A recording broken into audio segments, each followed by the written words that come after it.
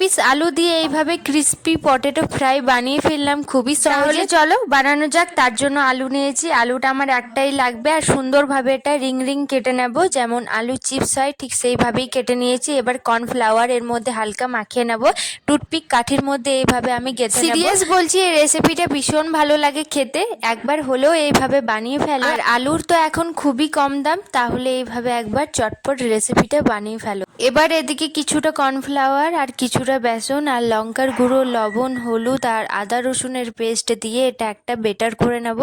তারপর এর মধ্যে আমি সব ডুবিয়ে ডুবিয়ে এইভাবে তেলে ফ্রাই করে নেব। তবে ভাবলাম কড়াইটার মধ্যেই ছাকা হয়ে যাবে, কিন্তু একদম হচ্ছিল না। তার জন্য কড়াইটা চেঞ্জ করে নিলাম, আর এইভাবে হালকা জালে এটা কিন্তু ভাজতে হবে। তবে এই রেসিপিটা যে বানাবেন তার একদম প্রেমে পড়ে যাবে, এতটাই সুন্দর হয় আর এতটাই খেতে দুর্দান্ত হয়। অবশ্যই বাড়িতে বানিয়ে দেখো, খুবই সুন্দর হয়েছে।